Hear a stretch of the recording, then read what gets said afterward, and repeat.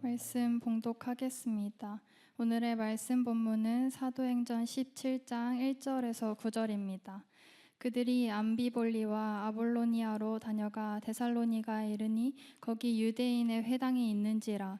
바울이 자기의 관례대로 그들에게 들어가서 새 안식일에 성경을 가지고 강론하며 뜻을 풀어 그리스도가 해를 받고 죽은 자 가운데서 다시 살아나야 할 것을 증언하고 이르되, 내가 너희에게 전하는 이 예수가 곧 그리스도라 하니, 그 중에 어떤 사람 곧 경건한 헬라인의 큰 무리와 적지 않은 귀부인도 권함을 받고 바울과 실라를 따르나, 그러나 유대인들은 시기하여 저자의 어떤 불량한 사람들을 데리고 떼를 지어 성을 소동하게 하여 야손의 집에 침입하여 그들을 백성에게 끌어내려고 찾았으나 발견하지 못하매 야손과 몇 형제들을 끌고 읍장들 앞에 가서 소리질러 이르되, 천하를 어지럽게 하던 이 사람들이 여기도 있음에 야손이 그들을 맞아 들였도다. 이 사람들이 다가 이사의 명을 거역하여 말하되, 다른 임금 곧 예수라 하는 이가 있다 하더이다 하니, 무리와 읍장들이 이 말을 듣고 소동하여 야손과 그 나머지 사람들에게 보석금을 받고 놓아주니라. 아멘.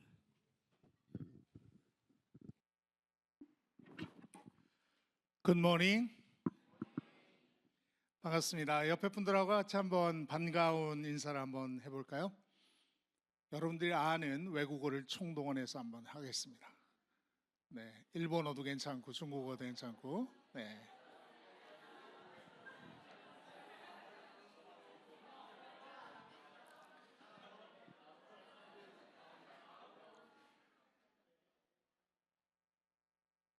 네, 제가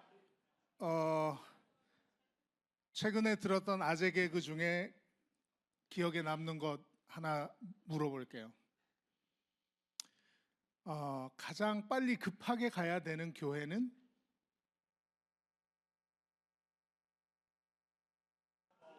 누구? 손 들고 얘기해야지. 오케이. 뭐라고 얘기했어요? 네, 응급처치랍니다. 응급처치. 아까 여기 호산나 하던 누수장님이시죠? 네, 아주 제가 보면서 그 남자들도 그거 있나요? 수우파 같은 거 뭐 있나요? 네, 그런 데 나가면 되지 않을까 하는 생각이 좀 들었는데. 네, 제가 한 교회 얘기를 한번 해드리겠습니다. 이 교회는 꽤 큰 교회인데 어느 날 단기 선교팀이 이 교회를 방문했어요. 인솔자는 선교사님이셨는데 나이는 거의 50에 가까운 나이가 됐고 키는 좀 작았어요. 대머리끼가 조금 있었고 그렇게 키도 작고 대머리도 있었지만 굉장히 훈남형인 그런 선교사님이셨습니다. 선교사님과 함께 단기 선교를 하고 있는데 이 지나가는 길에 이 교회를 방문했다고 하시면서 며칠 여기 묵어갈까 생각한다고, 그래서 이 교회 목사님과 이게 성도들이 아주 지극정성으로 이 팀을 호스팅을 했습니다. 근데 잠깐 얘기해 보니까 이 선교사님 내공이 장난이 아닌 거예요. 성경에 대한 지식도 너무너무 해박하고, 그래서 말씀이 너무 좋은 거예요.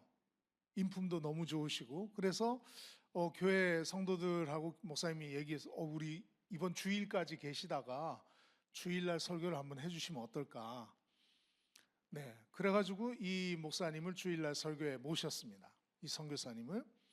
근데 그 첫날 첫 주일날을 같이 보내면서 이 선교사님 말씀이 구약 전체를 쫙 꿰뚫으면서 정말 풍성한 말씀을 정말 은혜 깊게 나눠주셨어요. 메시아에 대한 얘기를 하는데 너무너무 감동이 큰 거예요. 그래서 교회 운영위원회가 또 모였습니다. 조금 더 계시다가 다음 주에도 말씀을 전해주시면 어떨까요? 다 동의했어요. 그래서 그 다음 주에 설교를 또 기대하고 앉았습니다. 이때부터 팬층이 좀 생기기 시작했습니다. 네, 여기 다 김문찬 파이겠지만 네, 김장생 파도 좀 나오지 않을까. 네, 팬층이 생기기 시작했어요. 그러다가 두 번째 주일 설교는 굉장히 강력한 메시지를 독사의 자식들아 이러면서 회개하라 이러면서 굉장히 가만히 있는 변화하지 않고 가만히 있는 신앙인들에게 정말 가슴을 때리는 그 설교를 했습니다. 그 설교가 끝나고 났더니 예배가 끝났는데도 사람들이 집에 가질 않아요. 그 자리에 남아서 펑펑 울면서 통성으로 기도하면서 회개 운동이 막 일어나기 시작합니다. 그러더니 그날 또 교회 저녁에 운영위원회가 모였습니다. 계속 모십시다. 담임 목사님 갈등이 됐어요. 아니 내가 담임 목사인데 이 사람을 더 좋아하네? 뭐 그렇지만 자기도 은혜를 받았거든. 아 그래요. 한 번 더 모십시다. 그리고 그 다음 주에 세 번째 주일에 설교를 부탁했는데 세 번째 주일의 설교 제목은 복음, 예수 그리스도. 예수님만이 유일한 구세주시고 우리에게 영원한 생명을 주시고 죄를 용서하시고 그 말씀을 하는데 그게 또 얼마나 은혜로운지 다들 감동을 받고 있었어요. 근데 혼자 은혜를 못 받는 분이 계셨습니다. 누구였을까요? 담임 목사님. 뭐지? 괜히 기분 나쁜 거예요. 은혜가 너무 많고 좋은데 괜히 이러다가 내 자리가 위험한 거 아니야? 하면서 괜히 불안에 떨고 있는 이 담임 목사님과 그런 분들을 이제 보면서 또 이제 성도들은 아주 많은 분들이 특히 이제 외지에서 이사 온 분들이 다 바울이 아니라 이 김장생 목사 파가 됐어. 할렐루야. 네. 그러다가 이제 네 번째 주일에도 모십시다. 네, 이제 교회에서 그때 회의를 하면서 이제 큰 의견 충돌이 일어났습니다. 안 됩니다. 더 이상은 안 됩니다. 너무 은혜롭잖아요. 저 은혜 너무 많이 받았어요. 안 됩니다. 그래서 너무 은혜 받은 사람들이 많으니까 어떻게 하면 이 선교사를 쫓아낼까를 고민하기 시작합니다. 그러다가 이 분란을 일으키고 이 나누고 하는 이 태도가 바람직하지 않다. 이러면서 거짓 증인을 내세워서 가짜 뉴스를 만들어서 이 선교사를 동네 밖으로 쫓아버리게 됩니다. 아마 오늘 읽었던 이 사도행전 17장을 오늘날 버전으로 얘기하면 이런 정도의 얘기가 되지 않을까 하는 생각이 들어졌습니다. 데살로니가는 마게도냐 주의 수도였습니다. 그리고 아시아와 유럽을 잇는 정치, 무역, 군사, 문화의 중심지였고요. 그 당시 인구로 기록에 보면 12만 명 정도 있었다 하는데 지금으로 환산하면 약 1,000만 명 이상 되는 큰 도시하고 같은 규모입니다. 오늘날 서울 같은 어마어마한 큰 도시였다. 이렇게 데살로니가를 이해하시면 되겠습니다. 그리고 그리스 시대의 알렉산드리아 대왕 때 이 마게도냐 데살로니가에 사람들을 이주시키는 작업들을 했습니다. 그래서 여기는 특별히 로마인들뿐만 아니라 헬라인들 또 유대인들, 사마리아 사람들까지 다 이렇게 모여 있는 그런 국제 도시였어요. 언제 회당이 세워졌을까를 한번 제가 조사를 해봤더니 기록은 없어요.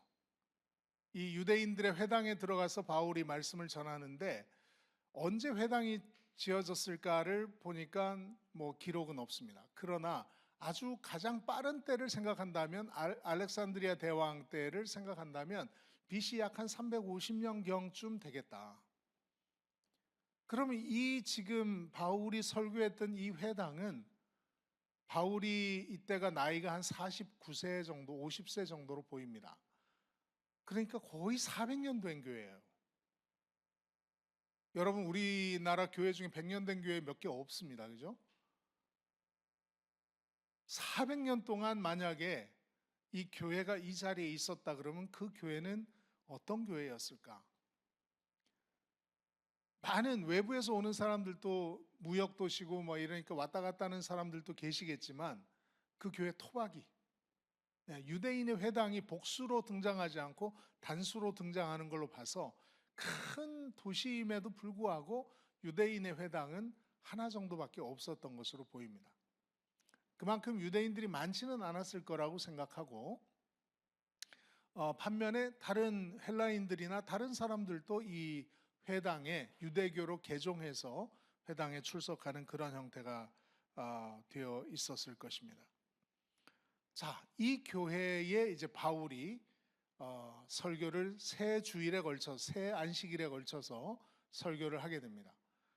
이 설교를 한 다음에 영어 성경에 보니까 Some of Jews were persuaded and joined Paul and Silas and did a large number of God-fearing Greeks and not a few prominent women.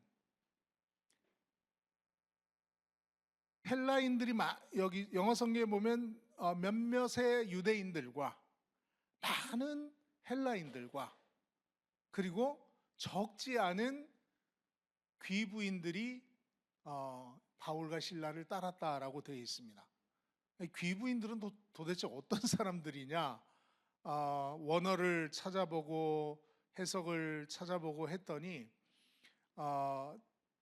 높은 사회적 지위를 가진 부유하거나 귀족 가문의 출신들, 혹은 지역 사회에서 존경받는 유력한 가문의 부인들이었을 것이다. 이렇게 설명을 해두고 있습니다. 3주간의 이 설교 끝에 사도 이 데살로니가 회당은 두 부류로 쪼개집니다. 한 부류는 전통적인 유대인의 신앙을 그대로 유지하려고 하는 그런 사람들이 있고, 또 한 부류는 바울과 실라를 따르는 새로운 믿음을 따르려고 하는 이 사람들이 생기게 되어집니다. 이때 이제 유대인들이 바울을 가짜 뉴스를 만들고 모함을 하면서 만들어낸 표현이 오늘 제가 설교를 하려고 하는 제목의 표현입니다.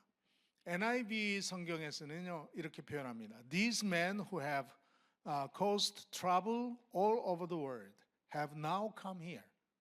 이 사람들을 trouble all over the world, 온 세계의 문제의 원인이 된 트러블 메이커들이 오늘 여기에도 왔다, 이렇게 표현이 되어 있고, 잉글리시 스탠다드 버전이나 킹 제임스 또 다른 대부분의 성경은 These men who have turned the world upside down have come here also. 세계를 업사이드 다운, 뒤집어 놓은 사람들이 이 자리에 왔다라고 표현을 하고 있습니다. 제가 헬라어 원문을 보니까 world upside down이라는 그 표현이 그대로 원문에 쓰였어요. 근데 아마 부정적으로 이 사람들을 모함하기 위해서 만든 표현이니까 한국 성경에는 이 천하를 어지럽게 하던 사람들, 이렇게 의미를 따라서 번역을 하신 것 같습니다. 이들이 왜 이렇게 바울과 그 일행들을 모함하고 있나 생각을 해보니까 몇 가지 이유가 있어요. 첫 번째 우리가 볼 수 있는 이유는 이 메시아 관의 충돌입니다. 누가 메시아냐, 어떻게 구원받느냐 하는 이 메시아 관의 충돌이에요. 유대인들은 전통적으로 가지고 왔던 그 메시아가 다윗 왕과 같은 강력한 통치력을 가진 현실 메시아가 올 것을 기대하고 있었는데, 십자가에 달리신 예수님이 메시아다 이러니까 자기들의 메시아관과 맞지 않습니다. 그 다음에 인간을 하나님이라고 하는 이 태도 자체에 대해서 신성모독이라고 생각하기 때문에 유대인들은 자기들의 기준으로는 예수님이 메시아가 될 수가 없는 거예요. 두 번째는 자기들이 그렇게 믿고 날마다 지키던 율법이 아무 소용이 없어진 거예요. 성전에 와서도 이렇게 지켜야 돼, 저렇게 지켜야 돼. 심지어 제가 그 학교 다닐 때 보니까 유대인들의 정결 예식 중에는 손을 씻는 의식이 있는데 계란 하나 정도의 물로 손을 어떻게 정결하게 씻는가 하는 이 방법까지 나올 정도로 유대인들의 그 장로들의 전승 이런 데는 아주 디테일한 방법까지 다 있단 말이에요. 그걸 따르다 보니까 유대인들끼리도 이게 맞아 저게 맞아 하면서 율법을 그렇게 지키는 것이 자기의 모든 삶의 중요한 일상이었는데 율법 이제 필요 없습니다. 은혜로 구원받습니다. 이러니까 자기가 살아왔던 세월이 아무것도 아니고 자기가 하고 있는 것들이 하나도 중요한 게 아닌 게 되어버린 거예요. 또 하나는 회당 내에서도 이제 나눠지기 시작하죠. 그러다 보니까 회당 안에서도 나름대로의 기득권층이 있었을 것입니다. 근데 그 기득권층들이 자기의 기득권을 잃어버릴 위치에 놓여 있었습니다. 분열이 돼서 난 교회 개척해서 나갈래 이런 파들이 생겼을 거 아닙니까? 그러니까 여러 가지로 봤을 때 바울에게 동조할 수 하기보다는 왜냐하면 자기의 아주 강력한 틀을 가지고 바울을 평가했기 때문에 바울과 그의 메시지를 수용할 수가 없는 거예요. 데살로니가는요, 그 전에 그리스도인들이 한 번도 찾아오지 않은 곳입니다. 처음으로 바울이 그리스도인으로 처음으로 데살로니가를 방문합니다. 그런데 성경에 보니까 이미 이 오늘 본문에 나오는 유대인들은요, 바울을 알고 있었어요. 천하를 어지럽게 했던 자라고 과거형을 쓰고 있습니다. 이미 그 소식을 들어서 알고 있는 정말 이 천하를 어지럽게 만드는 세상을 뒤엎어 놓는 이런 사람들이라고 얘기를 합니다. 그래서 고소를 하고 싶은데 고소할 건덕지가 없는 거예요. 아무리 쥐어짜내도 문제 삼을 것이 없어요. 성경을 가르치죠. 성경대로 반박해도 반박할 수가 없죠. 도대체 이 사람들을 어떻게 하면은 고발을 하고 감옥에 집어넣을까? 유대인들이 갖고 있는 기준으로는 이 사람들을 넣을 수가 없는 거예요. 그래서 결국 찾아낸 것이 로마인들의 기준입니다. 로마인들의 기준으로, 로마의 가치관으로, 로마의 법에 의해서 문제가 되는 것을 찾기 시작합니다. 세상을 어지럽히는 사람이다. 여러분, 로마는 로마 이러면 생각나는 것 중에 하나가 이제 팍스 로마나라는 단어인데요. 로마인에 의한 평화라는 그런 뜻입니다. 아우구스투스가 즉위한 이후부터 약 BC 27년인데 한 200년 동안 팍스 로마나가 그 로마인들의 가장 큰 슬로건이었어요. 왜냐하면 갑작스럽게 제국이 팽창을 했기 때문에 다양한 나라들과 다양한 종족들이 로마 안에 흡수가 됩니다. 얼마나 많은 문제들이 있겠어요. 그 문제들에 대해서 잠잠히 시키기 위해서 로마인들이 강력한 군사력으로 통제된 평화를 만듭니다. 그게 팍스 로마나예요. 그런데 그 팍스 로마나를 깨버리는 표현이 등장하죠. 세상을 어지럽게 한. 뭐야 세상을 어지럽게 해? 우린 세상에 평화를 추구하는데 세상을 어지럽게 한다고? 바로 로마인들이 들으면 기절할 만한 표현을 사용하고 있는 것입니다. 유대인들은 성경적인 기준으로 바울의 메시지를 판단하지 않았습니다.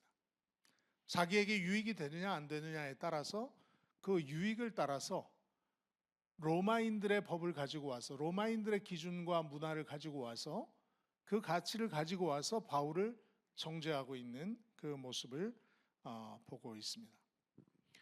로마인들의 건드리면 안 될 이 팍스 로마나를 건드립니다. 그리고 한순간에 내 기준에 맞지 않다고 해서 세상을 흔들 사람입니다.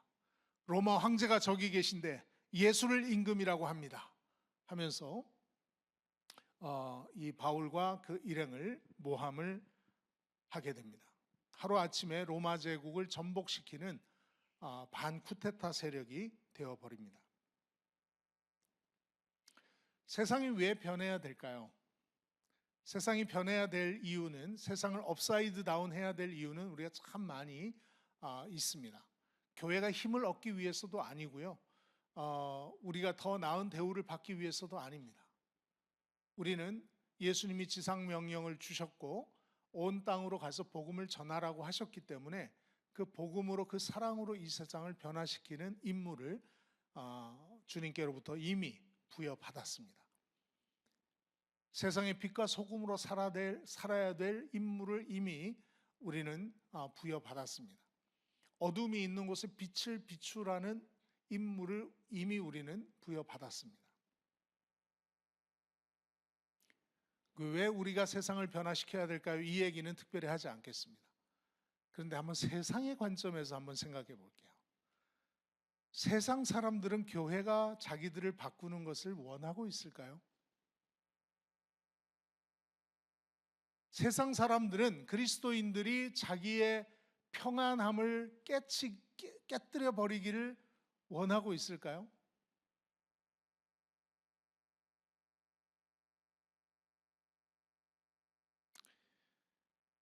(2023년에) 조사한 부분에 따르면 개신교인의 50.5%, 비개신교의 59.4%가 기독교에 대한 신뢰도가 낮다라고 표시를 했습니다. 절반이나 되는 기독교인들조차도, 개신교인들조차도 교회에 대한 신뢰가 낮다. 교회가 세상을 변화시켜야 될 주체가 아니라 오히려 교회를 업사이드 다운 해야 되는 대상으로 이해를 하고 있다는 말이에요.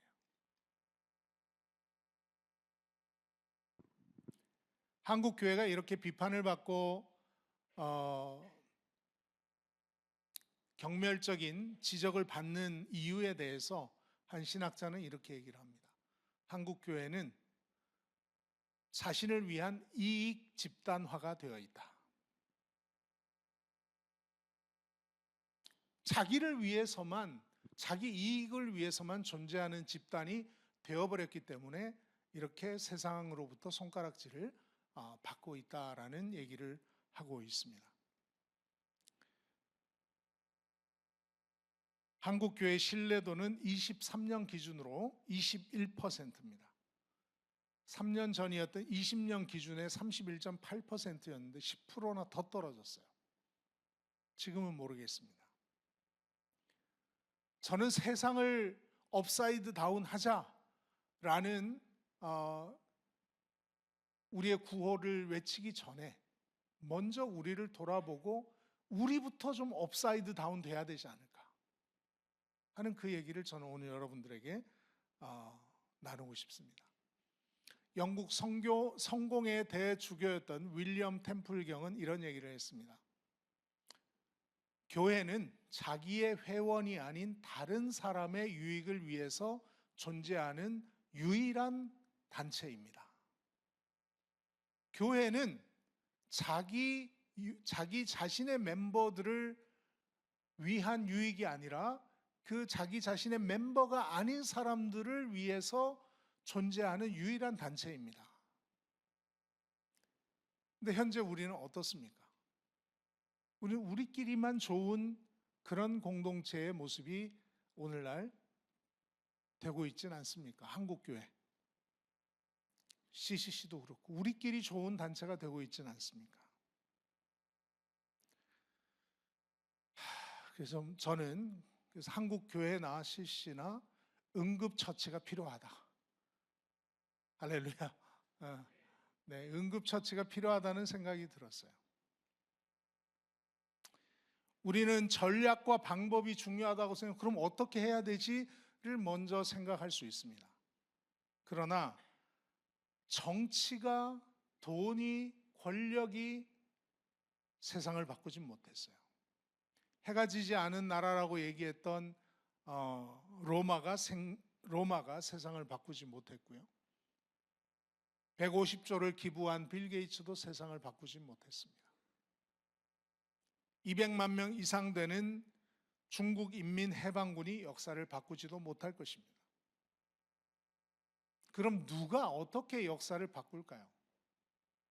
한 번도 의회를 소집하지 않았지만, 한 번도 군대를 동원하지 않았지만, 한 권의 책을 쓰지도 않았지만,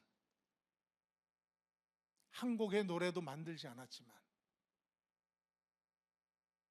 그러나 그분을 위해서 노래하는 사람들이 수억 명이 생겼고, 그분에 관한 책은 어떤 도서관으로도 다 수용할 수 없을 겁니다. 어떤 군대나 의회보다 더 막강한 영향력을 미쳤던, 세상을 바꾸었던 한 분이 계십니다. 바로 예수 그리스도이십니다. 세상을 바꾸고 싶은가요? 아멘 좀 하셔야 되지 않습니까? 이런 거는. 네, 여러분 세상 바꾸기를 원하세요? 변화는요, 변화된 사람에게서 시작이 됩니다. 오늘날 우리는 세상을 변화시키는 그리스도인이기보다 세상을 닮아가는 그리스도인이 참 많은 것 같아요. 우리는 천하를 어지럽게 하는 사람입니까? 아니면 그저 세상에 적응한 사람들입니까? 나는 말씀으로 쉐이큰 된, 업사이드 다운 된 사람입니까? 아니면 말씀으로 나의 친구들, 나의 이웃들, 나의 커뮤니티, 내가 알고 있는 사람들을 업사이드 다운 시키는 사람입니까?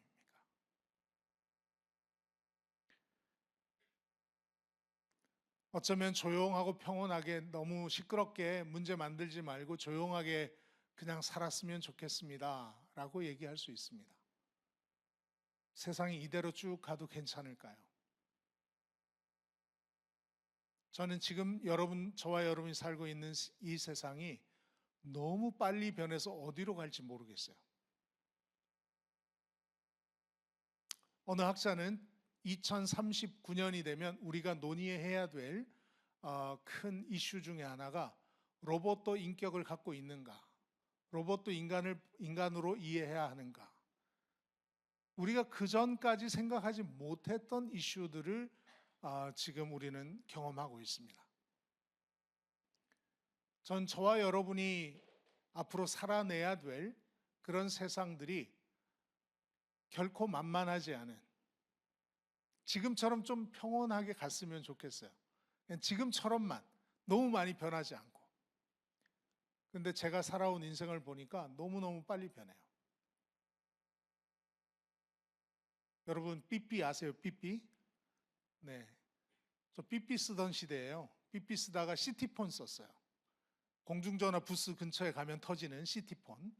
그걸 쓰다가 그 다음에 이제 스마트폰이 애니콜이라는 핸드폰이 나왔습니다. 엄청난 인기를 누렸죠. 그러다가 제가 2004년에 필리핀에 있다가 한국에 왔는데 제 제자 중에 한 명이 PDA라는 걸 사줬어요. 지금 스마트폰 같이 이만큼 묵직한 거예요. 그 배우는데 한 달 걸렸습니다. 너무 어려웠어요.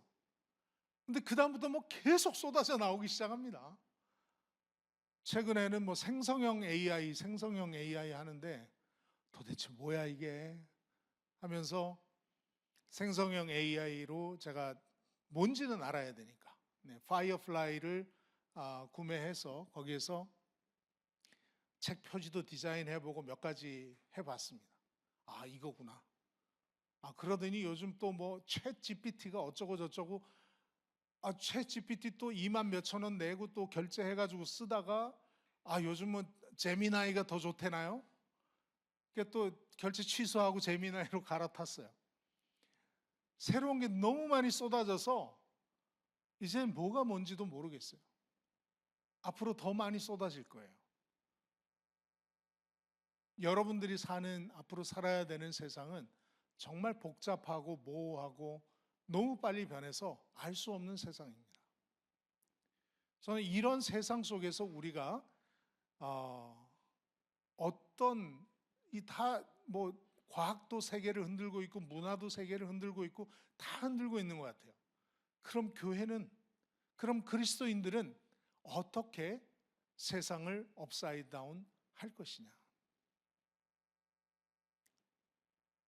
저는 여러분 안에서 먼저 여러분이 업사이드 다운 되시기를 축복합니다. 조금 더 큰 소리로요. 우리가 변하지 않으면 세상 변화를 시킬 수가 없어요. 라이프 트랜스포밍 커뮤니타스 말만 자꾸 하지 말고 내 라이프라도 바꿔야 될 거 아니에요. 제가 올해 간사로 좀 많이 살았어요. 33년 차가 됐습니다. 어느 날 기도하는데 하나님, 제가 주님을 위해 받는 고난이 아무것도 없는 것 같아요. 저 열심히 사는 간사입니다. 그런데 너무너무 재밌기만 한 거예요. 사역도 재밌고 좀 힘들긴 해. 그러나 결과도 좋고 너무너무 행복하고 좋아. 그래서 하나님, 내가 이렇게 살아도 되나요? 내 아무런 고난이 없는 것 같은데요. 그러면서 하나님이 다시 말씀을 통해서 제가 있어야 될 장소 3가지를 알려주셨어요. 우리가 변화되기 위해서, 나를 먼저 업사이드 다운 하기 위해서 우리가 있어야 될 3가지 장소를 여러분과 나누고 오늘 말씀을 맺으려고 합니다. 세상을 변화시키려면요, 첫 번째로 있어야 될 장소는 한번 따라하겠습니다. 마가의 다락방. 성령 충만 없이 하나님의 방법으로 세상을 업사이드 다운 할 수가 없습니다. 마가의 다락방에서 오순절에 성령 충만을 받았던 초대교인들을 한번 생각해 보세요.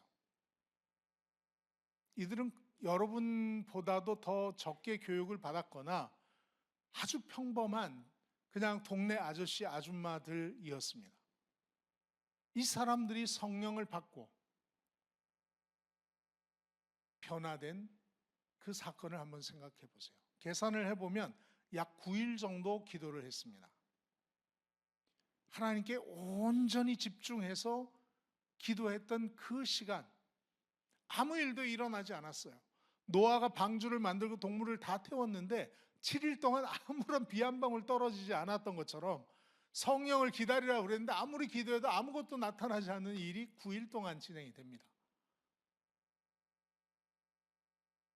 그러나 그들은 하나님께 집중했어요. 기도에 집중했습니다.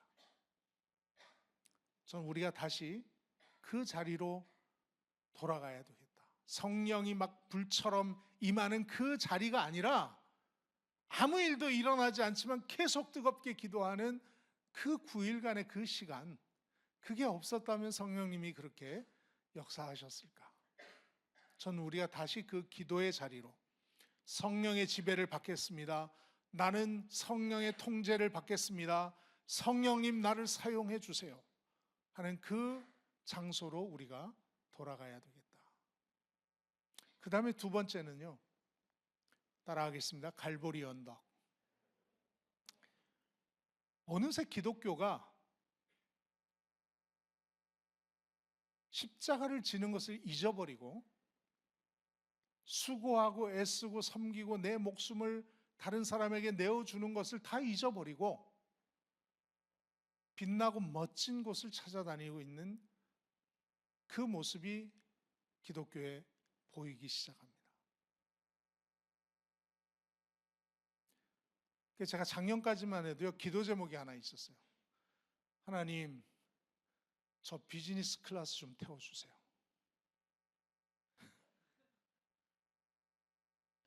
이게 한 5-6시간 갈 때는 괜찮아요. 20시간쯤 가니까 아프리카나 남미 갈 때는요, 미치겠어요. 제가 덩치가 좀 작잖아요. 또 이렇게 바쁘니까 비행기 안에서 또 작업들을 해요. 근데 그러다 보면 이 이코노미석이 너무 작아. 근데 어쩌다가 가운데 자리라도 걸리면 미치겠는 거예요.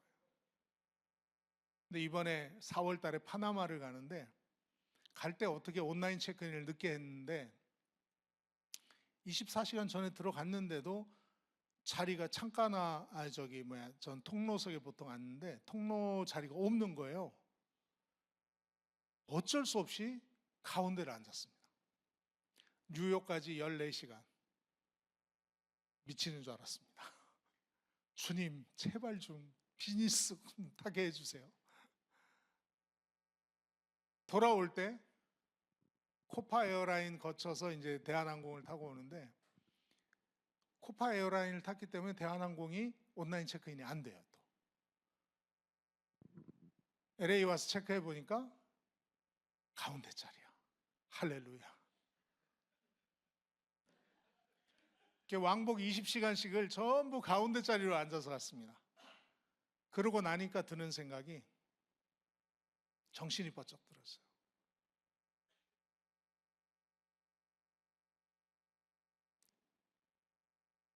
내가 하나님께 너무 작은 걸로 칭얼댄 것 같은 느낌인 거예요.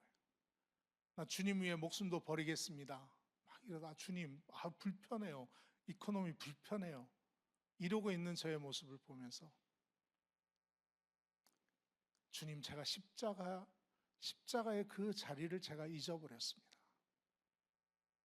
내가 죽었다고 생각하고 나는 주님의 종이라고 생각하고 주님의 소유라고 그렇게 고백하면서도, 아골골짝 빈들에도 복음 들고 가오리다 노래는 잘하면서도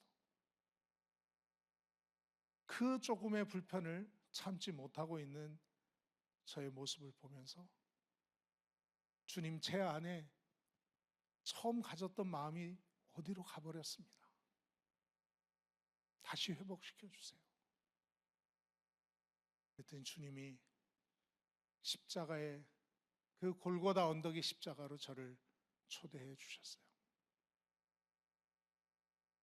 살다 보면요, 더 많은 것을 가지고 싶고 더 멋있게 보이고 싶고 더 남들보다 나은 삶을 살고 싶어 해요. 자연스러운 현상일지도 모르겠습니다. 그러나 우리는 그 삶을 위해서 부르심을 받지 않았습니다. 잘 먹고 잘 살라고 예수님 믿으라고 초대받지 않았어요. 여러분, 이 땅에서 잘 먹고 성공하라고 이 땅에서 우리를 부르시지 않았어요. 하나님 성공을 통해서도 역사하실 수 있죠. 그러나 예수님을 따랐던 많은 제자들이 사도 요한을 제외하고는 전부 다 순교를 당합니다. 우리는 그 십자가의 자리를 잊어버리면 안 돼요.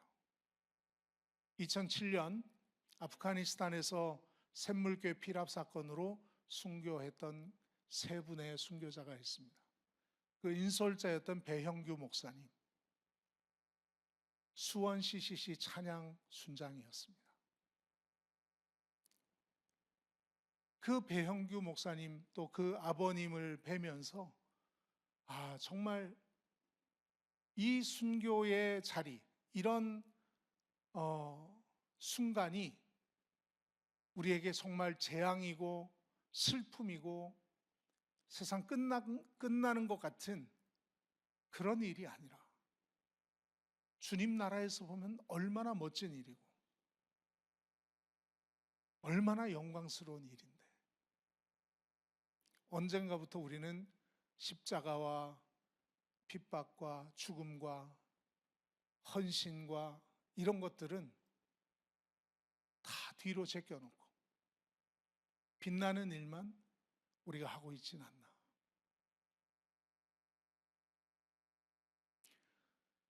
마지막으로 업사이드 다운을 하기 위해서 우리가 꼭 기억해야 될 장소가 한 곳이 있습니다. 바로 갈릴리의 어느 산입니다. 마태복음 28장에 보면 예수님이 승천하시기 전에 갈릴리의 한 산에 제자들을 모아놓고 거기에서 지상명령을 위임하십니다. 이 지상명령을 위임받은 제자들은요, 그 이후에 그 지상명령을 위해서 살았습니다. 우리는 다 지상명령을 위임받았는데 어느 순간 그것과 상관없는 내 삶을 살고 있어요. 지상명령은 어디로 가고 평생 순장은 어디로 가고 제자를 삼으라 이 말은 어디로 가고 그냥 내 삶을 위해서 남들과 똑같은 삶을 살고 있어요.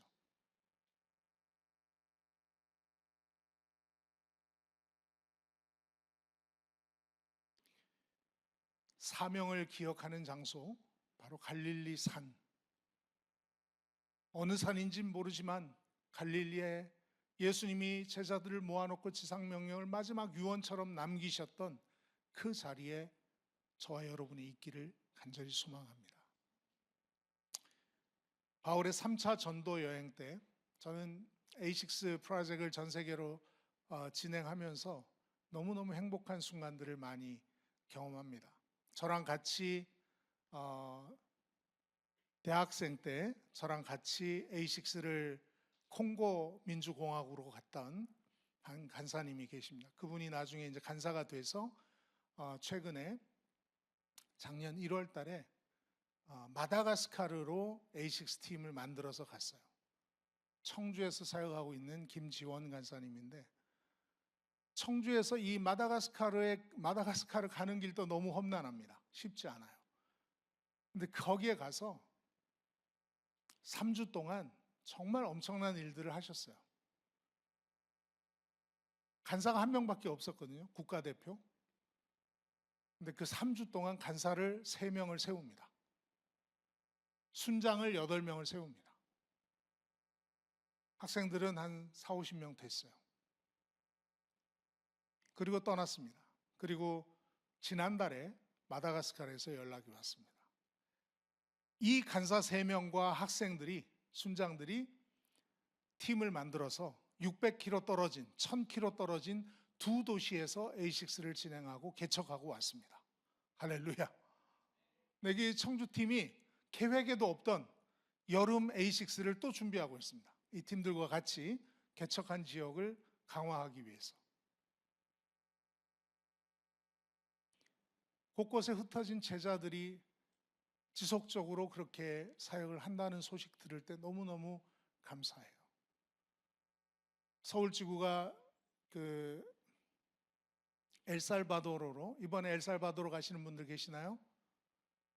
네, 손 들어보세요. 왜 이렇게 머뭇거리십니까? 네. 엘살바도르에 처음 제가 A6 훈련을 한다고 하니까 옆에 있는 과테말라로 그 훈련 받으러 왔던 분이 계셔요. 아무도 없고 캠퍼스는 다 문 닫았고 간사도 없고 그냥 국가대표만 있었어요. 이 국가대표가 자기 아들하고 아들 친구 데리고 왔어요.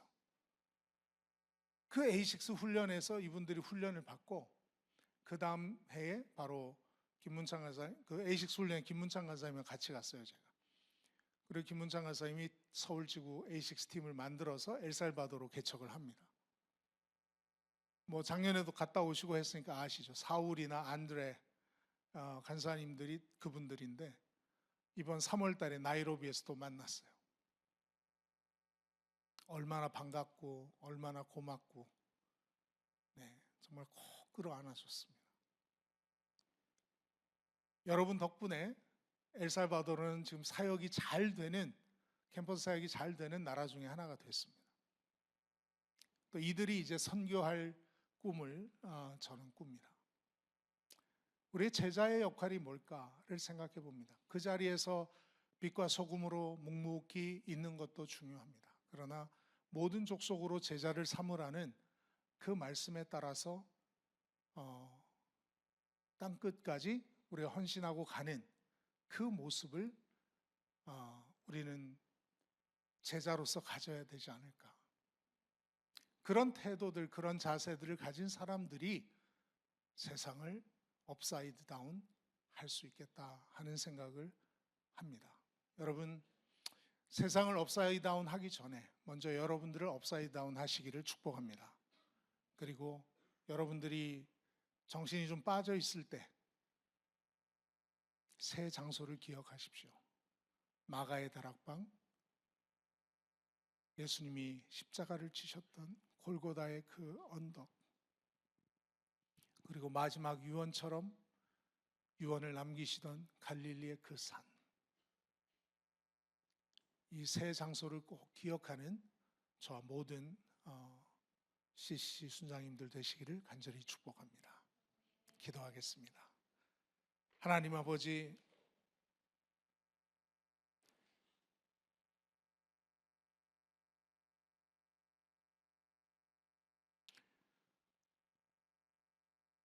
우리 한국 교회가 참 많이 힘을 잃었습니다. 영향력을 잃었습니다. 교회가 세상을 걱정하는 것이 아니라 세상이 교회를 걱정하고 있습니다. 교회를 다니면서도 교회에 소망이 없다고 얘기합니다. 하나님, 저희를 긍휼히 여겨주시고 다시 한번 이 민족의 민족교회 선교의 불, 성령의 불을 일으키는 불씨들이 다 되어질 수 있도록 저희를 사용해 주시기를 간절히 기도합니다. 하나님, CCC가 파이어 시드로서 하나님 이 세상을 업사이드 다운하는 성령 충만한 그리스도인의 제자들, 목숨까지도 내어놓고 땅끝까지 갈 수 있는 그리스도의 제자들 될 수 있게 축복해 주옵소서. 감사합니다. 우리를 변화시킨 주님을 찬양하며 예수님 이름으로 기도합니다.